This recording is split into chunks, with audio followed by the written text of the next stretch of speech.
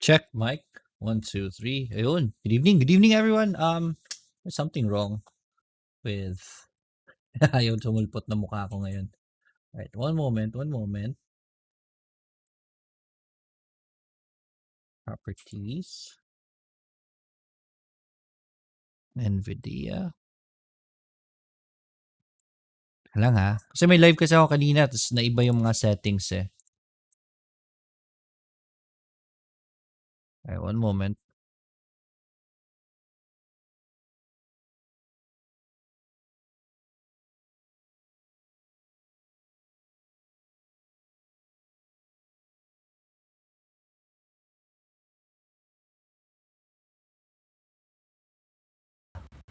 Yun.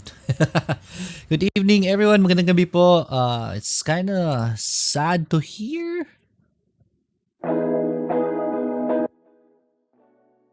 Yan. That's good. Yan. Medyo mahina yung background music ah. Alright. Good evening everyone. Charting nights lang tayo ngayon. I was not supposed to live today pero kayanin natin. Live tayo ngayon. Medyo hindi rin tayo nakapag-charting ilang gabi di ba? So, we're gonna do charting tonight. Right? Good evening, Blessing Aguirre. Good evening, Sir Lloyd and everyone. Good evening, Benedict. Good evening, Ishi Marimat. And Benedict M. and Dito, Sir Lodi. Si Dito, galing na dito kahit na medyo bearish yung market. Di ba? Di pa rin nagsasell off. I really want Dito to do a pullback. Pero galing ni Dito hindi nagpo-pull back. We're still... Let's go to the close-up no? Let's go to the screen. So, tama ba? Okay, tama naman. Just adjust this. Okay naman. Gabi si Dito hindi nagpo-pull back. Tingnan nyo na po yan. I really want Dito to pull back pero nag-bounce kanina. Ayaw mag-pull back pero there's resistance right there nonetheless. Napaka-obvious na resistance for Dito right now. So hopefully it does pull back para makasakay naman yung iba.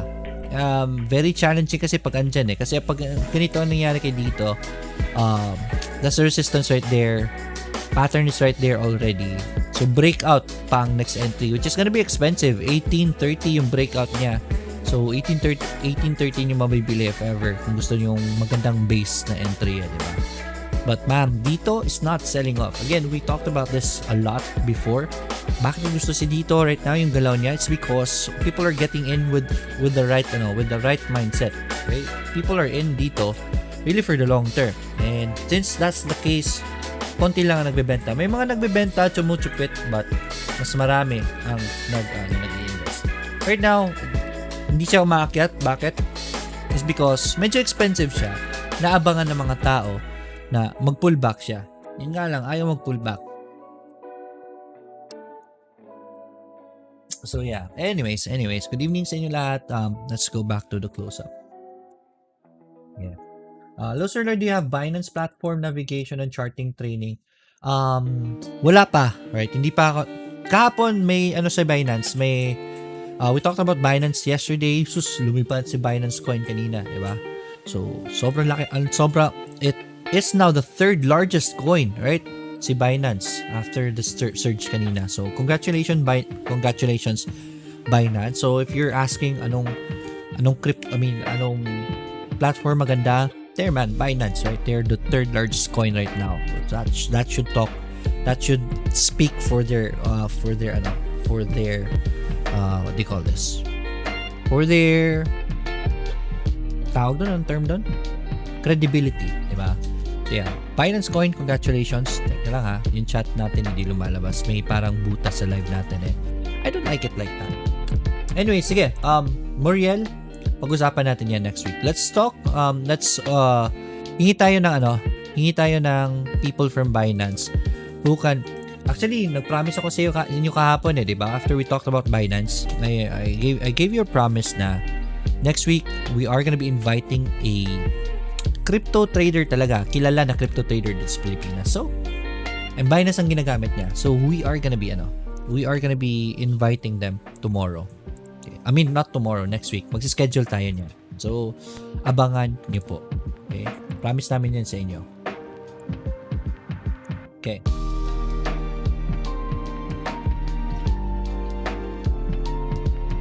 Okay. Marami-rami na ang nag-chat. So, gusto ko makita kasi sa yung chat natin. Gusto ko makita sa natin. Sa live natin. Ronald Araneta, good evening.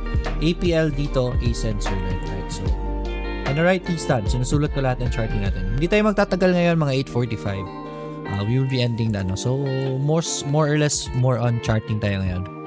Pag-uusapan natin. Okay, this is from, this is from Blessing. BTC. Sa BTC, we talked about BTC the past few days. Ang ngayon ko kay BTC, it's too high. It could still go up. It's just that, man, right now is the craze of Bitcoin kasi. Right? Nakatakot pumasok kay Bitcoin. So BTC USD reached all-time high earlier today, 52,903, muntik na mag-50, 53, but volume is starting to go thinner this time. Ayoko nasa taas siya. Last natin kunol si Bitcoin, I told you maganda na pasukin si Bitcoin. This support right here or kung mag-breakout, and we were right. Right now, we don't have an entry for Bitcoin, so I don't like Bitcoin's position right now. Kaya medyo iwas ako kay Bitcoin. Okay, that's for Bitcoin. Green and Rockwell from Jessa J. I'll write these down. Sabay-sabay natin to mamaya. Siguro mga 8:20 we will start the charting. So we'll have 10 minutes to talk. If you have any questions, by the way. O nga pala, sa mga nagtatanong about magpapakopy na ba ako, I'm still on my application. Tingnan ko nga kung may update na application. Wala pang comment for my application para makopy.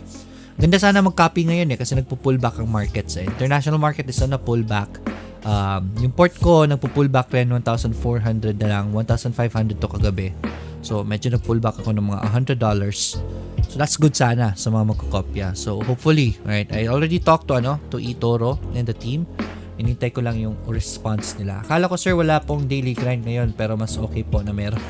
Akala ko rin wala, right? I have a different live. Meron akong isang gig kanina. This is also live, so sakit nalalamunan ko. But, ayoko ko yung pakawalan. Di ba? So, yeah, tuloy natin daily grind, pero mahina lang boses ko ngayon. Okay? Good evening, sir. Shoutout po sa poging anak ko na si Ken. This is from Philip Brian Macabenta. Ken Macabenta. Alright. Good. Shoutout po sa inyo dyan. Hindi gumagana yung soundpad ko. Ken Macabenta. Shoutout to you. Alright. Adriano Mendoza. Good evening. Joey Sorry. Let me just... Right.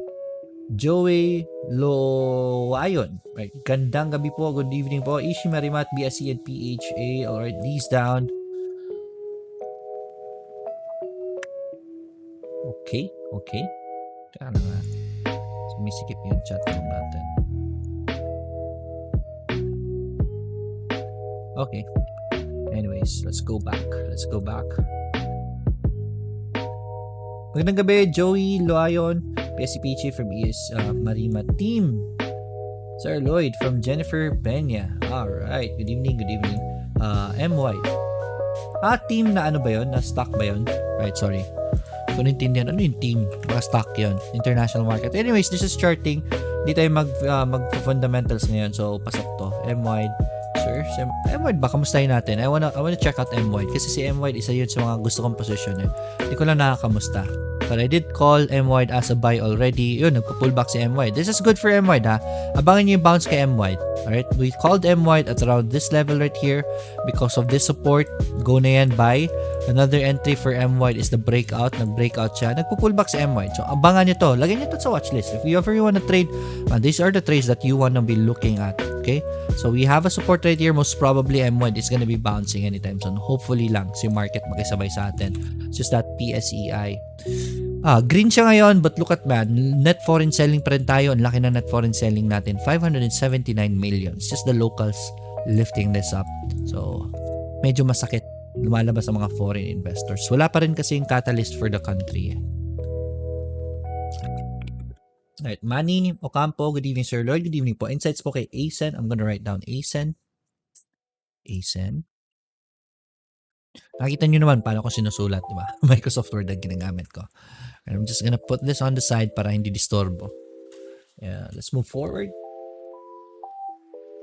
Right, ASEN. Good evening. Herwini Koili. ASEN. Sir, pa-check po ng MBT. I'm gonna write this down. Close this up. MBT. This is from Jacinth Hermosilia. Hirap ng pangalan mo, Jacinth. John Aringay, good evening. M-Wide and BSC, sir. Alright, M-Wide and BSC is already here. So, manadaanan natin yan. Tapos na tayo M-Wide. Beth Bautista de Jesus, good evening, Sir L. Good evening po sa inyo dyan. BSC from Ryan Isoka. Namiss ko itong mga ganito. Tagal ko hindi nakapanood ng content news, sir. From Neil Bailon. Good evening. Kamusta, bro? Alright. Apple Pie who's watching. Rowena Villa, good evening. Alright, M-Wide, na daanan na natin from Marlo Fegidero. Neil Bailon, BNB, mag-ingay. O nga pala, si BNB, taas na. Alright, BNB na coin. Makikita ba yan dito? Hindi makikita dito. Alright, anyways. Jojo, good evening, sir. Good evening, Jo. Alright. Nga pala, salamat sa pag-share. Please share this video. Paki-share po itong video na to para naman po matulungan nyo kami. Lumaki pa ang natin. Lumaki pa yung reach natin. Malaking tulong po sa amin yan. Alright. PHA from Ayan Umbay. Yes, nasulatan natin yan. Shared your live. Thank you for sharing, Jojo. Happy weekend. Good evening, Sir Lloyd. Puro news si ATN pero bakit hindi tumataas? It's because walang investors ang Pilipinas. PSEI is negative pa rin ang net foreign selling. So, yeah. Lumalabas pa rin ang pera. Right? A huge chunk of our investors are the foreign investors. So, if ever lumalabas sila, gumagalaw talaga ang market. So, yeah. SHIP. Alexander Massa, SHIP. Sulat natin to.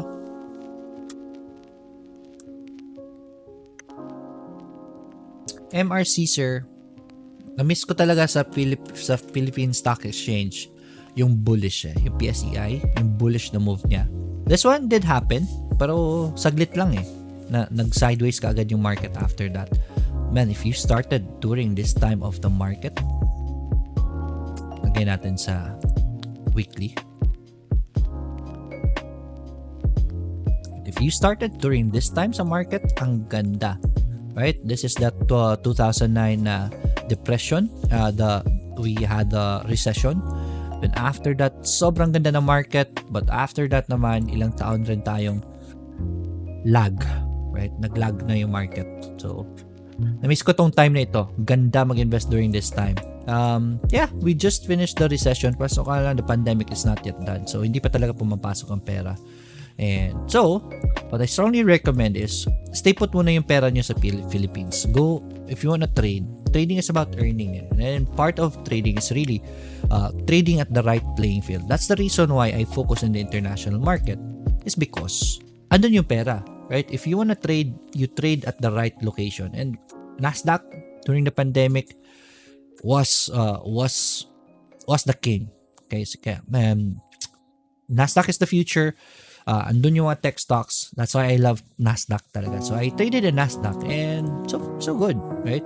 That's the reason. This is the main reason why kumikita ako sa international market. Is because I'm playing at a good market. Here in the Philippines, market is not good, so it's very hard to trade here. So here in PSE, nag-i-invest na ako. So hopefully, andito na rin kayo. Sumali na kayo sa akin sa international market. Not discouraging you in the PSE. It's just that PSE is, para sa inyo PSE is mainly good for investors. Okay? So, right now, dividend investing, mga stocks na napakamura pa, it's good to invest there. Okay? But investors kasi, ganito yan. This is the reality of it. Investors, to be an investor, to have the mindset of an investor, you have to have large funds. I tell you, maganda mag-investor kung malaki ang funds mo. What if you have 10 million in a stock that's just moving 4 to 5% in a year? That's already very good for you. Or magbibigay sa inyo ng dividends. Right? So, that's already very good for you.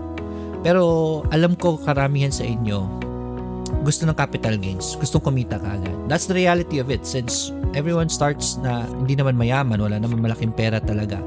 So we really love to gain. So trading is for you. And sad to say, the Philippine Stock Exchange is not really the market for traders, especially, right? May kumikita dito na traders, yes. But for newbie traders, and if you're watching this right now, most probably you're a newbie trader, this is not the market for you, okay? You're playing in the wrong field. Kukunan lang kayo ng pera ng mga magagaling, right? It's a very hard market itong Philippine Stock Exchange. And you're gonna go up again, especially pag ganitong time na walang perang pumapasok sa Philippine Stock Exchange. Mga naglalaro dito ngayon ay traders lang. There are no investors right now. No money is coming in. Almost no naman. Meron naman pumapasok pero maliit lang compared to a bullish market. So, since walang investors, ang mga andito is mga chupitero and you are going up against good traders. And if you go up against good traders and you're still a newbie, who do you think will win? You will lose, okay? So, trade in the right market, okay? So, that's also part of your trading strategy, okay? So, yeah, hopefully, I can still convince you guys to trade international market also. Okay? Pero, dito pa rin ako, investor pa rin ako kay dito. Madali bang mag-withdraw sa Binance? So far, wala namang problema. Tesla, OCGN, and LTX po. Panote or from this is from 𝐴𝑔 𝐶. Okay. Bionano, 𝑇RXC po, Sir Lord. Yung Bionano ko, bumaba eh. But the market has been very high, so it's about time na mag-pullback ang market. So, nakita ko ng pullback. I'm still not letting go kasi intact pa rin naman yung trend. Kathleen and Magdugo, ETH booster. Alright, let's go crypto na rin. Right, ETH. Okay, ano po opinion nyo, sir, for ADA, XRP, Dogecoin, Sir Lloyd? We talked about that. I am not a crypto guru, okay? Not really following the fundamentals of crypto right now. I don't even know saan ginagamit si ADA. I know XRP is being used, right, by banks even. So maganda si XRP. But man, ganito lang, I'll give you an idea. Look, the fundamentals of crypto is its usage. Okay? Mas malaki ang usage ng isang crypto, mas malaki ang tendency niya to go up. Okay? So, like Bitcoin is used globally, yan yung parang universally accepted na crypto. So there's a very big chance for Bitcoin to still go up. Dogecoin basically was just hyped up. Dogecoin, what's the use of Dogecoin? It's used, ginawa yan for meme sa simula. And there was a talk na gagamitin si Dogecoin for gamers, mga gamers na mag-exchange. But man, if you have Dogecoin, you're into gaming, saan mo siya gagamitin sa labas? Diba? So, mahirap yun gamitin. So, you have to exchange it to Bitcoin again, and then, para magamit mo yung Dogecoin mo, i-exchange mo to Bitcoin, and then, so, you use Bitcoin to buy something na mga companies na nag-accept ng Bitcoin. So, it's a hassle. But then again, the fundamentals of Bitcoin, of crypto is its usage. The bigger it is, mas malaki yung chances niya for usage, the higher it can get. Right? So, that's the fundamentals of crypto. So you have to do your research on your own. I am really not fond of other crypto aside from BTC, Ethereum, and XRP. XRP, yes, it's being used by banks. That's why I like it. Nickel ore and sun. Okay, sige, simulan tayo mag-charting ha. Okay, so let's go to the charting. I'll stop muna kay Ronaldo. Yung others, yung mga request nyo. Yung request ng iba, dadaanan natin. Hopefully, we still have time. Okay? We have to end at 8:45. Benedict, thank you so much, sir. Katulad sa amin na nag-aabang sa daily grind. Saan tayo? Taga saan tayo? Daily grind niyo. Alright. Good evening po sa inyo dyan. Let's go from Neil Bailon. Alright, sige. Let's go charting. Boss, I tried I tried creating an eToro account using your link. When I completed my profile setup, at the end, it gave me a message. Based on your information provided, your copy trading will not be suitable for currently disabled in your account. So, that means your answers sa profile nyo is very low risk yung very low risk ng sagot nyo. And if you have a low risk profile, copy trading is not gonna be activated. So I'm gonna give you a link. Activating copy trading. I'm gonna give you a link. This is from Jerry May. Right, thank you for this video. Hindi ako nakagawa ng ganitong video. Right, so check this video out. Ayan. Good evening, sir. Can we invest? Good evening, sir. Can we invest and trade Dogecoin and eToro? Hindi po. Mga large coins lang po ang pwede kay eToro. If you have an eToro right now, let's just look at your screen. Go to trade markets. You can search for crypto. Here, crypto. Ito lang yung coins na meron si crypto. So, meron siyang Bitcoin, Ethereum, BCH, Bitcoin Cash, XRP, Dash, Litecoin, etc. ADA, andito si ADA, Cardano. So, ito lang available. Right? Wala pong Dogecoin, yung mga maliliit na caps na coins. Okay, this is because CFD kasi si eToro, and because of copy trading, it moves as a whale. Let's say for example, ako, if nagpapa-copy trade ako, maybe there is $5 million under me na amount under management. If I buy a small coin like Dogecoin, it will make Dogecoin move kasi ang daming kumukopya sa akin, diba? So, kaya po walang mga small caps na mga assets dito. Anyways, let's go to the charting. I'm gonna go APL. Meron request dito kay APL. Bunta muna tayo sa chart layout ko or load chart layout.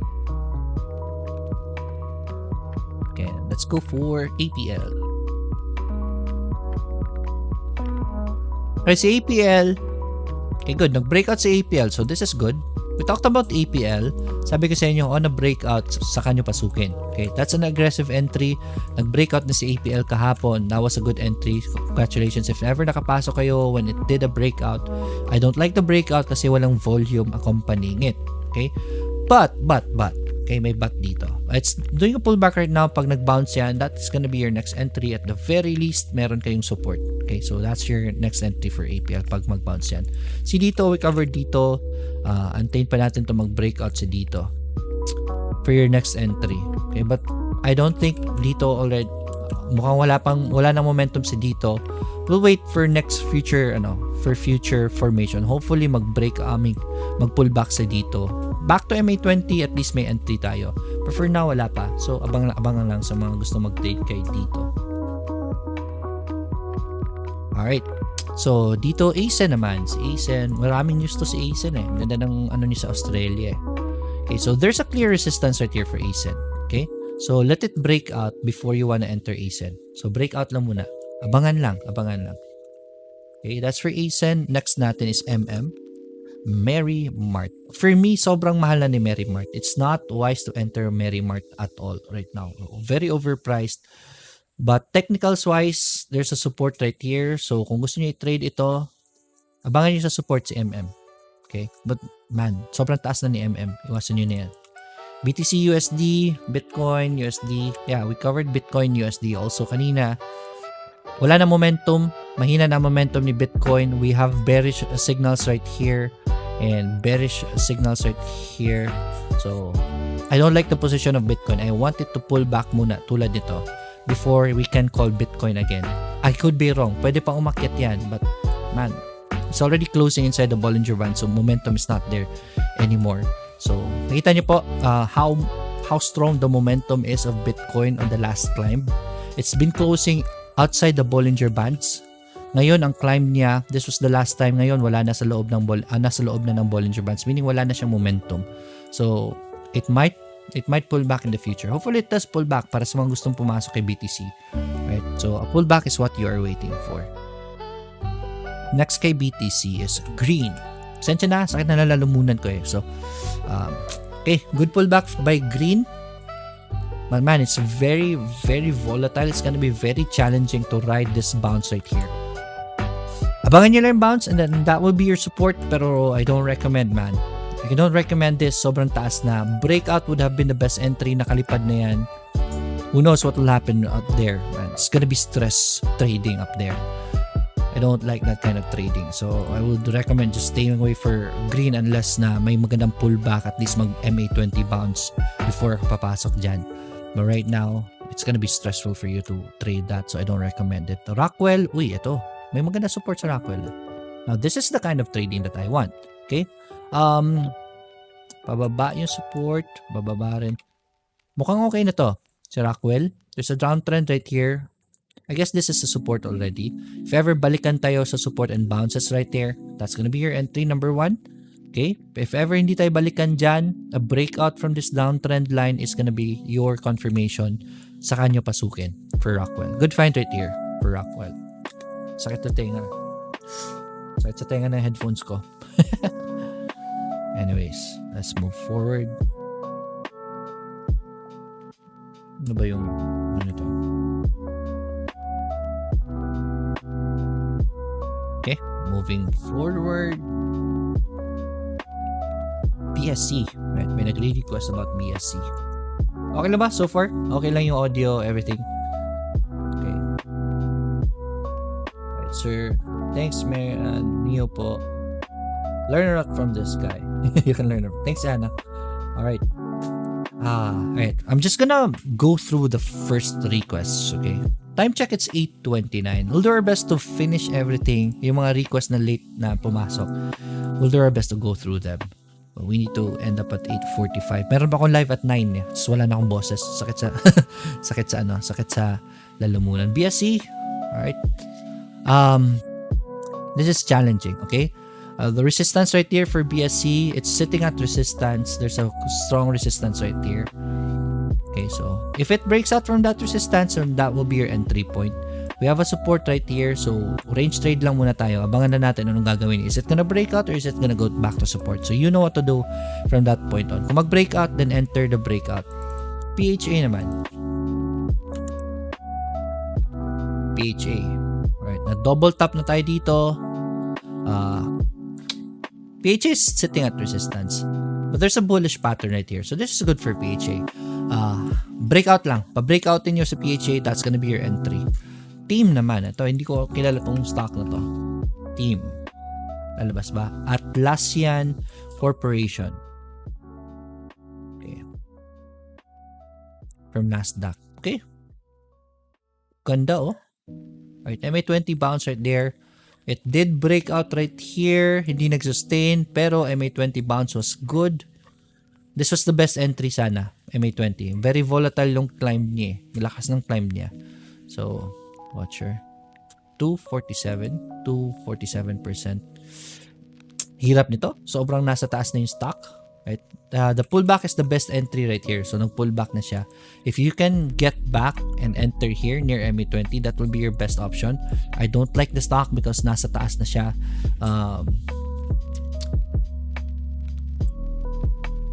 But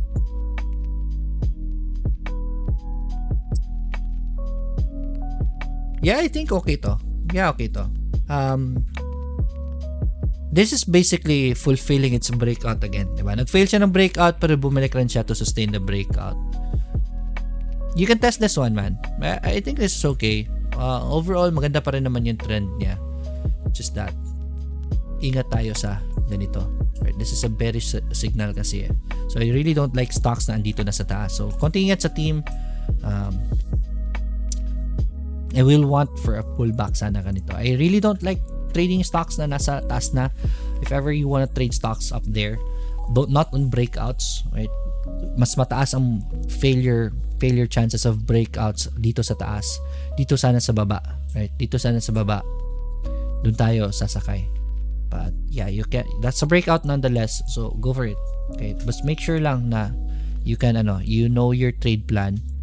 I'm just telling you na mas malaki ang chances na mag-fail yan up there. Metrobank, there's a request for Metrobank right here, MBT. Metrobank, after hitting the resistance, nag-pull back rin kaagad eh. Okay? So, there's a strong support here, Metrobank. So, dalawang entries tayo dito. Abangan nyo mag-breakout if ever it does break out or if it goes back to this support. This support is the best entry, I would say. So, sana bumalik siya sa support. With the market, how the market is going right now, I don't think this can sustain a breakout. So, most probably, babalikan yung support niyan. Abangan lang natin. But, we cannot predict the future. Hindi natin alam kung saan ito pupunta. These are the two possibilities of your entry if ever gusto niyo talaga i-trade ito. Okay, let's That's Metro Bank. Let's go for ATN. ATN. Ito tayo nga. ATN. Oh. Di talaga makagalaw sa ATN eh. Right? Bank on this support. 0.84 na support. Hopefully, balikan kayo dyan sa support na yan. I think this is gonna go up. If ever maganda lang talaga ang market, this should be going up. It's just not enough money is going into the market. Yun yung sinasabi ko na pahirapan talaga dito sa Pilipinas. Ang ganda ng volume pero hindi talaga enough to sustain breakouts and for it to go up still. SHIP.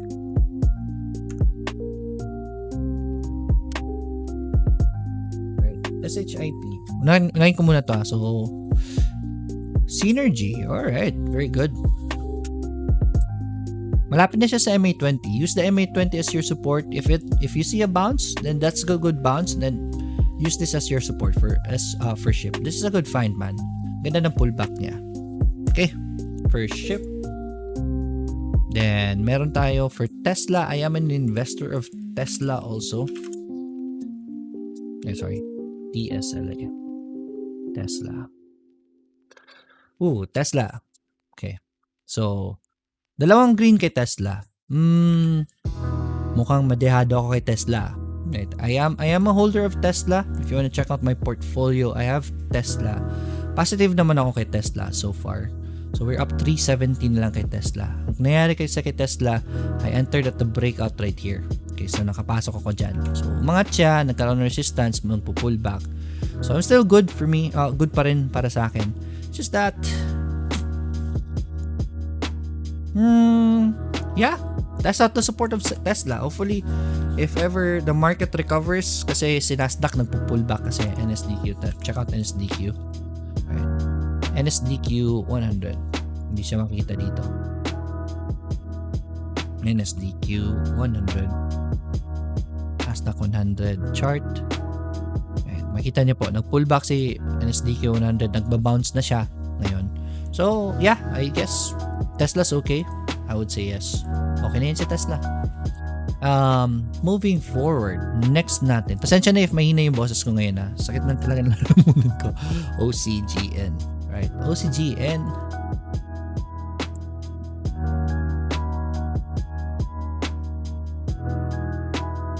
Okay, pag nag-breakout to, that's the ultimate sign for you, man, for OCGN. Good find right here. Okay? So, that's for OCGN. Ano tong ST? Ano tong ST? LTX. Hindi ko mahanap sila. So, Bionano, BNGO. I have Bionano. I'm still bullish for Bionano. Why? Still an uptrend. Uptrend line is still holding. So, I'm still good for Bionano. Okay? Medyo bearish na yung signals niya. So, nihintay ko lang to. If ever mag-break to ng MA20, then I'm gonna be selling my Bionano already. My Bionano is already, magkano na yung gains natin kay Bionano? I'm already up 178% kay Bionano. So that's more than enough for me. If ever mag-break to ng MA20, I'm gonna be selling my Bionano. So that's my sell signal sa mga nagtatanong when do I sell. Right, MA20 is ultimately my sell signal. So if ever it breaks down from that, I'm gonna be selling Bionano because that's gonna be the trend finishing already. So congratulations sa mga may Bionano, pang benta na ngayon ng Bionano eh. But if ever it bounces at MA20, that's the chart telling you that the trend is still intact. And that's where you get in. 𝑇RXC naman. Transcenterix Incorporated. So MA20 is right here. Mag-mount yan, then get in, man. And then we don't know for sure. We can't predict the future. If it goes up after the bounce, then good. And then if ever it just fails, then simply just cut your losses. Especially this one, masyadong mataas na to, si TRXC. Okay. ETH naman, Ethereum. ETH. Sorry. ETC ito lang. Etc. ETC. ETH. USD. Galing rin. Pero man, if you notice this, Bollinger Bands will always tell you if there's momentum. If it closes inside Bollinger Band, that means the momentum is much lower this time. And yeah, I think magpo-pull back pa ito. Let it pull back or give you a pattern again for your entry if you want to enter ETH. Right now, it's up there. Huwag kayo maingit. It's just basically your greed making you, pushing you to buy it. But wag po. Right? Always have a plan. If maiwan kayo, it's much better kaysa na hinabol nyo. Okay? At matatalo lang kayo. If it wins, then good. But man, if it goes down, sobrang taas ng pinasok nyo. Right? Nickel, ganda ng climb din nickel kanina, but there's a strong resistance for nickel right here, so let it break out. Maganda naman yung volume niya, so most probably it will break out, but abangan niyo yung breakout for nickel. Okay, so let it do a breakout first. Meron tayong ore request, ORE. Ito si ore, ganda. Right, it's a mix of both right now. Okay, very challenging yung position ni ore, bullish and bearish, so let it break out from this triangle pattern at the very least for your entry for ore. Mukhang okay naman. But we don't know if ever it will break out or not. Meron tayong sun, right? Sun trust. Next bounce kay sun. This is good. It broke from its downtrend. Nag-rally siya with volume. So, wala pa tayong bounce. Pull back. Then bounce for sun. Maybe at the support. That's gonna be a very good entry. Good find right here for sun. Okay, so let's move forward. Sir, aside from eToro, what other brokerage will you recommend for US international market? Aside sa eToro, XM has stocks also. Okay, si XM, okay rin naman si XM. Meron din si Robinhood. Marami naman. Right. Sir, question ko po, kung may stock position sa eToro, then mag-transfer ka other country like Japan, okay po ba ma-continue investment? Mayroon po bang way makapag-fund sa account? Yes po. If ever your account is created here in the Philippines, if you go to Japan, the system of eToro will detect that your account is PH kahit na nasa Japan ka. So, it will still continue as if you're in Philippines. Ang mahirap is if ever create mo sa Japan. Because since the system detected you are in Japan, yung account mo will be under Japan, hindi ka basta-basta makapagpasok. Okay, maganda dito FB Live kasi more on FB ako. Thanks for doing live here, sir. Love listening to you po. Grabe, rami add-on and value. Happy to help, Anna Brian. O nga pala, we are live in YouTube also, okay? So, sa mga YouTube dyan, Sir Lloyd, how can I enable international transactions for non-FEA countries sa Binance? Nelson, this is a good question. I'll write this down, okay? And then, sulat ko rin yung pangalan mo. Mag-message kami sa'yo, Nelson, okay? I don't know the answer of this. I'm not an expert of Binance kasi, but let me see. Asan yung chat room namin sa mga taga Binance? Right,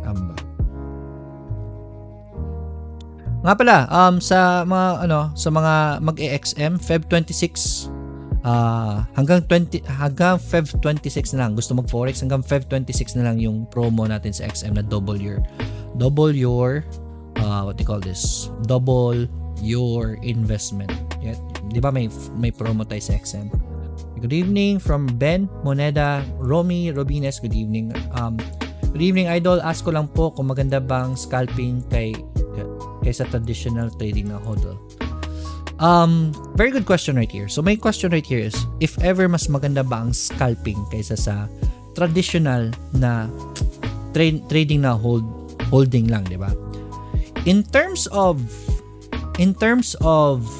earnings, yes. Right? It's basically a much riskier way of trading. Mas mahirap, mas mabilis, mas stressful. But it goes in proportion with the earnings, okay? So if you wanna look at it on the earning side, yes, maganda yun ang scalping kasi mas mabilis ang pera doon. Just that, it's gonna be very hard. Okay? So, kung sa perspective naman as a newbie or kakasimula mo pa lang or hindi ka pa marunong mag-trade, mas maganda ang traditional way of trading is because you're just gonna lose money faster in scalping if hindi mo alam ang ginagawa mo. So, it depends on the situation, depends on your profile, really depends on how you view it. Okay? Ngayon, pasensya na if mahina lang boses ko. Sakit sa lalamunan. 8:43. Sige, last two questions lang I wanna answer. Good questions. Tama na siguro na for charting. Pasensya na. Alright.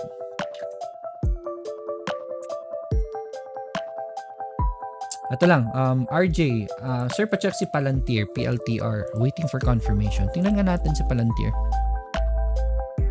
PLTR. Palantir, yung sinasabi ko, delikado na yung si Palantir, masyado mataas na. But yeah, there's a support here for Palantir. Yeah, nag-bounce na si Palantir. Ang ganda ng volume sa bounce. I guess this is good. Right, support ni Palantir is around this area right here, 22. 25 is not bad. Yeah, maganda na si Palantir, ha. Good find right here. Sino yung nag-request nito? This is from RJ Valeros. This is nice. Neo naman, ito, medyo ang dami kasi nakatingin kay Neo. So let's go for Neo. Neo Inc. Ayan na. Pababa na si Neo. It's been closing below Bollinger Band, so most probably this, you already know what Bollinger Band is, diba? If it closes on the lower Bollinger Band, there's a very high chance that it will go down, so pababa na to si Neo. So abangan lang ninyo, right? Sobrang mahal na rin kasi ni Neo, about time na bumaba siya. Hindi naman kasi forever aakyat yan. Sobrang taas na itong inakyat ni Neo. Okay? So it should go down, and it's starting to go down already. So stay away from it for the meantime. Mark Kapampangan, you can learn a lot from this guy. Oh, thank you so much, Anna Brian. Alright, sir, please, I think that's enough for charting. Tingnan ko lang kung may mga question dito. Sir, pwede ba ipa-delete yung isang deposit scheme na ginamit ko para hindi na siya ma-consider na withdrawal ko? This is from Michael Eugenio. Best to create a ticket about it. You can tell them na hindi naman na ginagamit yung account na yun so that eToro can help you. Sir, please kay Riot. Sige, daanan na natin sa Riot. Ilang beses na ito ni-request niya tawag nito. Sir, allowed po ba sa eToro ang scalping? Yes, allowed po. Riot Blockchain. Alright, pullback. That's good. Abangan natin saan siya magbabounce. If it bounces, then that will be your entry point. Abangan nyo lang po ang bounce na. Hindi ko alam saan ito magbabounce, ha? Kasi very volatile yung stock. So it might hit MA20, it might not hit MA20 since it's volatile anywhere. It could bounce anywhere. So that bounce should be your entry point. It's very risky. It's very hard to trade this. Very hard to catch the bounce this one because it's very volatile. Sarah, sir, yan. So last question lang. Leo, sir, allowed ba eToro ang scalping? Yes. Maraming salamat. Len Undag, you're welcome. Sige, ito lang last. From Herbert Matoza, Aba, Sir Lloyd. Aba. Okay, Aba. Mustahin natin si Aba Core. Wait, Aba. Nag-MA20 bounce si Aba. And this is a support already for Aba. Yeah, this is a buy. Just make sure you use this support, ha. Alam niyo po, buy yan. Hindi ko naman sinasabi na ano talaga yan, aakyat na yan or hindi. No one can predict the future, even technical analysis.